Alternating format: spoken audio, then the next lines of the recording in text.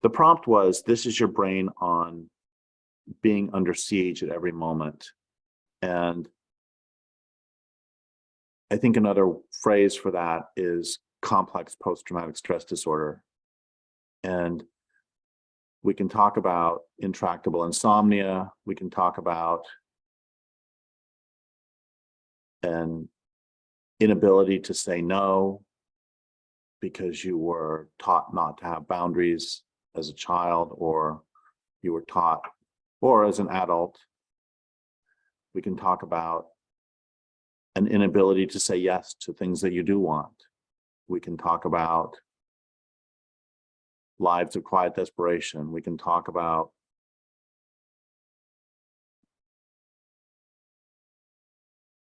attempting to control others before they control you.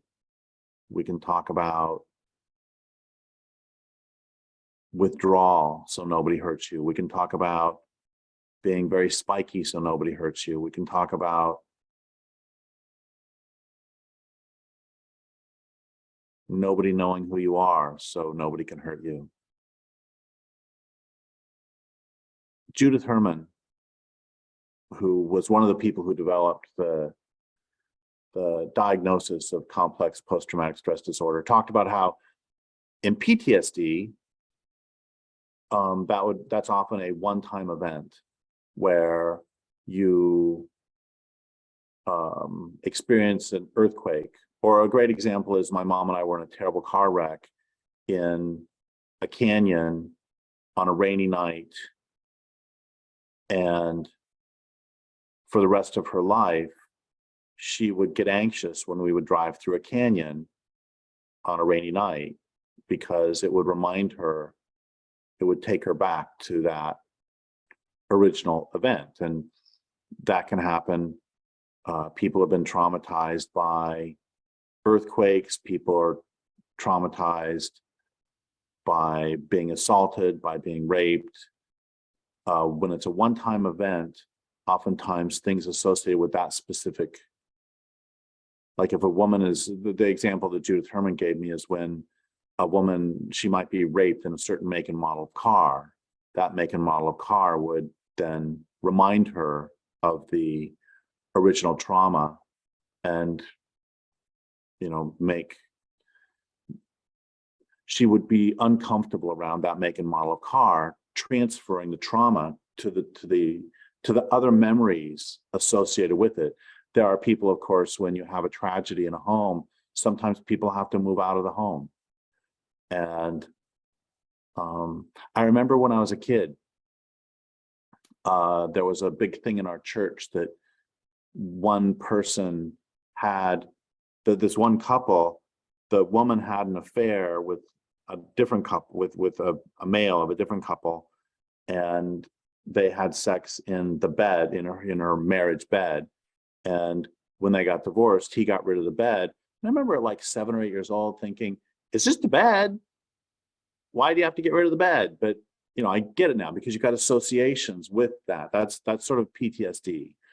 And complex PTSD is, the question she asked is, what happens if you're not traumatized once, but you're traumatized repeatedly? You're basically held captive. And it's prisoners of any sort, where you lose freedom over a long time. It's survivors of domestic violence. And I would expand it to people in this entire traumatic culture. But she said some things happen when you are in a long period of captivity, or especially if you're raised in captivity, as in survivors of childhood domestic abuse.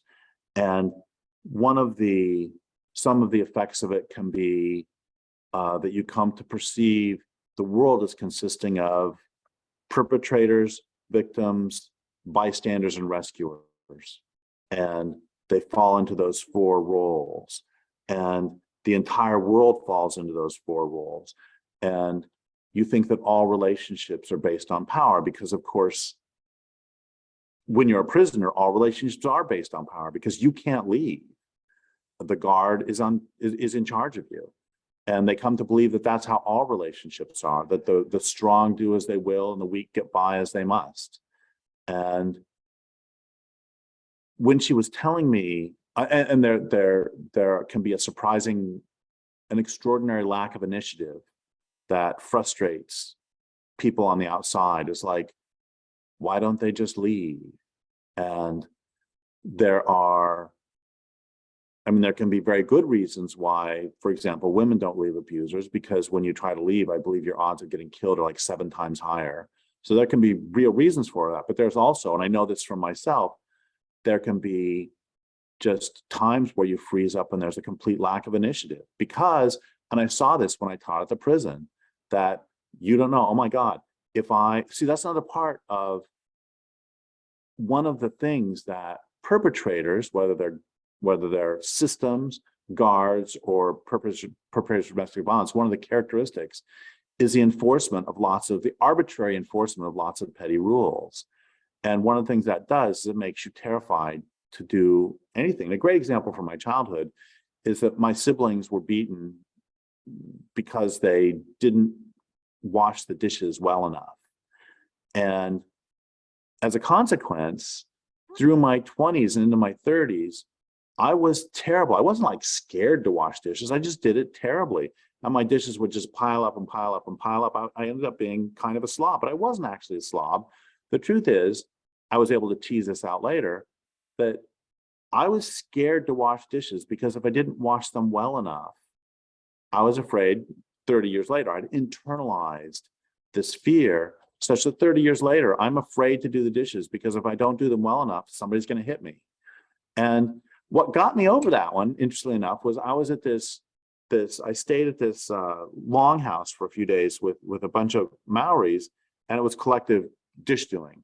And I went ahead and helped, but the whole time I'm kind of freaking out. And then I saw what a crappy job some of the people were doing at washing dishes. They get done washing dishes and there's still little like flecks of lettuce on the plate, and nobody cared. And this was like this beautiful moment for me where suddenly I was no longer afraid of doing dishes. And now I actually kind of like doing them. But the point is that it can, this being under siege can make you have these weird responses to fear associated with washing dishes. My sister and I both have fears. I don't have it anymore. I got over it writing a language older than words, but I used to have this terrible fear of somebody hiding in my closet and jumping out. And that's fine when you're 7, but when you're 33 and 34, you're an adult now, and but I had it through that same.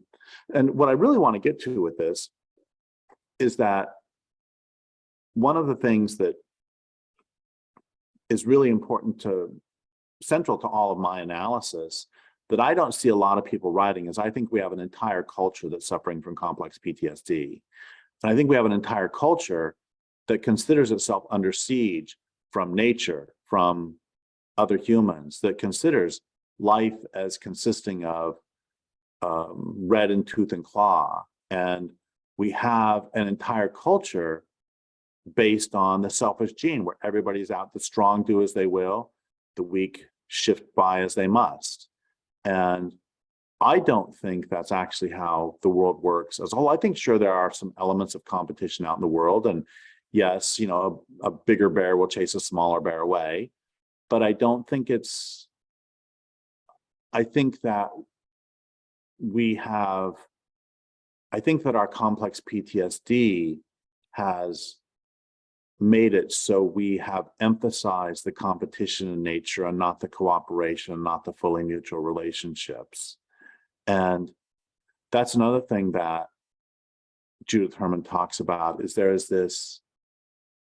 can be this overwhelming, this inability to even conceptualize fully mutual relationships when you're living under siege. And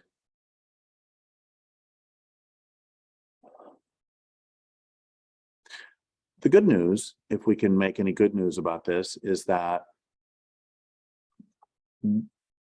she also talks about how as one is able to metabolize this trauma, one can become even more clear than people who never had to go through it as to what we want and what we don't want in our lives. And we can sometimes be able to see,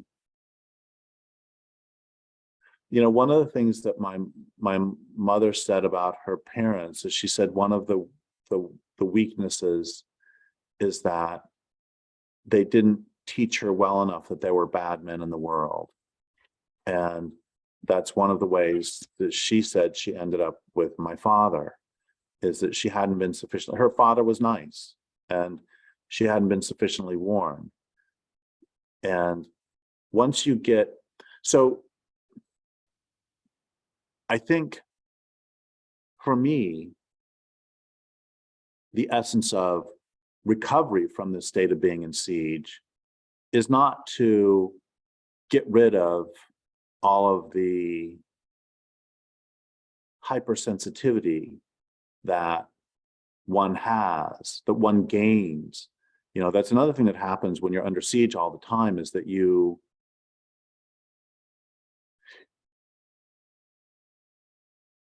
we talk about identifying with the oppressor, and I don't think we talk often enough about how that happens. And one of the ways it happens is that when you're a prisoner, it doesn't really matter what you think about what's going on. What's important is what the guard thinks about what's going on. That's the person's emotional state you need to worry about. And when you're a child and there's an abusive adult, it doesn't really matter what you think, and it doesn't matter what you feel. It doesn't matter what your siblings feel. What's important is what the perpetrator feels, because the perpetrator is the one who can hurt you. So what starts off as a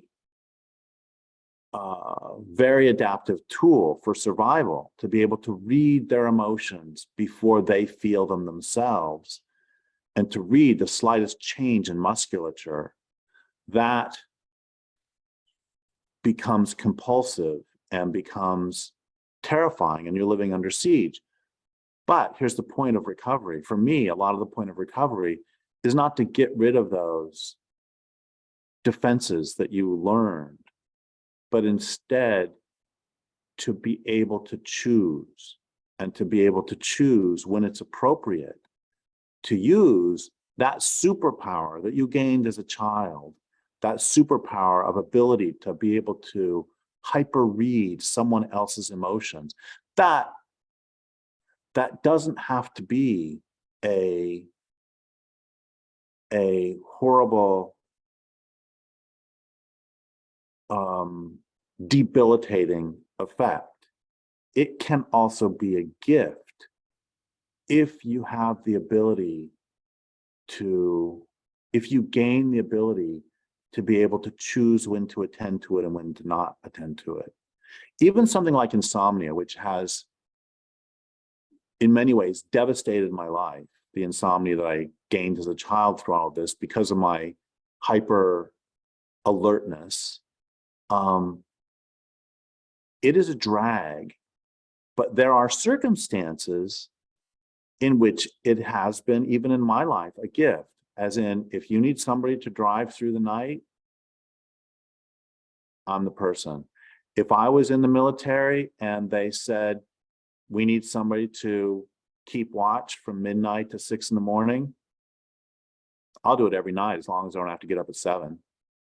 And so my point is that once these defense mechanisms no longer control you, but instead they become defenses to which you have access, then you'll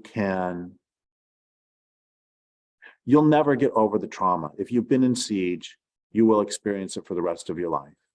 And this is true. I've known so many people who were in the military, and it changed in wars, and it changed them forever. And I've known people who've been through the wars of domestic violence, and it changed them forever. You can't go back. But what you can do is metabolize that trauma and then some of the things will always hurt, but there are also ways that you can respond to that trauma that, as Judith Herman says, you can attempt to turn your own wounds into a gift for the larger community by being clear about what it is that is right and what it is that you will not accept in your life, and that what should not be acceptable in society.